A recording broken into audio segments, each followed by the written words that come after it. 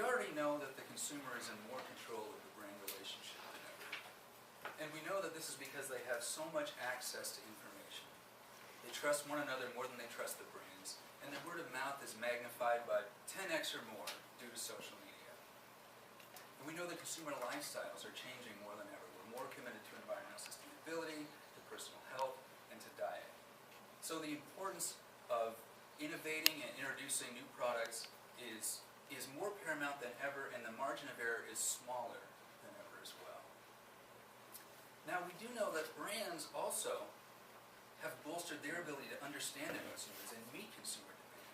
And they've done this by a multitude of ways. You know, the term big data seems almost cliche, but really, it's pretty amazing the things that brands can do to understand the behavior of their consumers. But this data only takes you so far. It can answer the what's, the where's, the when's, and the how many's, but it really has a hard time answering the why's. Because when it comes to why, there's a lot of moving parts involved in focus groups and qualitative research. Now, a lot of companies think that it's okay to just ignore the why because it's so expensive, but this can too often lead to problems. So today I'm going to talk about some brands that, and I won't name names, but I'll talk about some brands that made some mistakes in terms of not digging deep enough into the whys. Then I'll talk about some brands that are getting it right and answering the questions in the right kind of way. And then I'll talk about what you can do within your company to be more like the second group than the first. See, it's a dark and dreary world out there where we're awash in big data and statistics, but we don't have a way to efficiently and scalably answer the why questions. I mean, let's take the cell phone manufacturer, right? Just before the smartphone revolution, they rightly believed that their hardware was among the best in the business, but didn't take the time to ask the question if hardware alone was why consumers would choose one cell phone over another. Take for another example, the consumer electronics giant, who realized that consumers loved the 3D experience in a movie theater and assumed that this would mean that they would love the 3D experience in their home. But they didn't take the time to ask why that theater experience was so wonderful and then decide if in fact it would translate to the home experience. And let's not forget the age-old example of the soft drink manufacturer, who knew by taste test after taste test, solid quantitative data, that their new formula was more popular than their old one, but didn't take the time to ask if taste alone was why a consumer would choose one brand, one formulation over the other.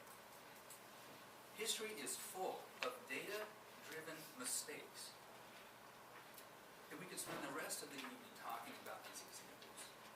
But that wouldn't be the best use of anybody's time, because there is a bright and beautiful world out there, one in which we're still awash with data and statistics, but we can navigate it and understand it and interpret it because we also have an understanding of why.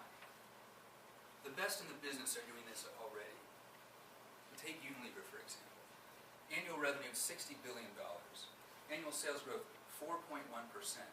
They have a quantitative operation that is the envy of the industry. They call it their insights engine. But not content to stop there, they have gone to great lengths to make it so that every 169,000 of their employees has access to direct connection to consumers. And they've figured out not only how to do this, but to do it scalably and efficiently and very, very quickly. Take Procter & Gamble. Annual R&D investment of $2 billion. Consumer research budget $400 million. 20,000 studies with 5 million consumers in 100 markets worldwide. P&G understands the importance of innovation, but not content to stop there.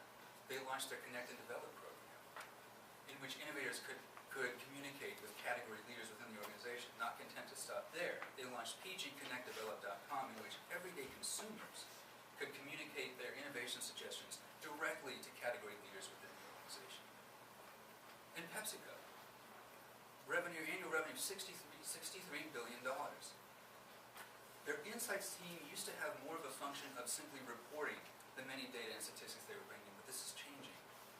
They've unified and brought in all this data into dashboards and stats packages, and are now able to empower their insights teams to go out and figure out ways to connect each and every one of their marketers directly with consumers. Okay, So we spent time talking about what, when, and how many. We spent some time talking about why, obviously. So let's talk about how. How do you take where you are now and get to being able to answer the why in the way that is scalable, the same way that you answer the what's, the when's, and the how many's? Well, you really only need a few things. First, you need consumers who are willing to talk. Well, guess what? They are. They want to tell you what they want. You need marketers and researchers who are willing to listen. Again, they are. Their careers depend on their ability to create products that will sell. So finally, you need a fast and efficient way to make these conversations possible. And that's where Discuss.io comes in.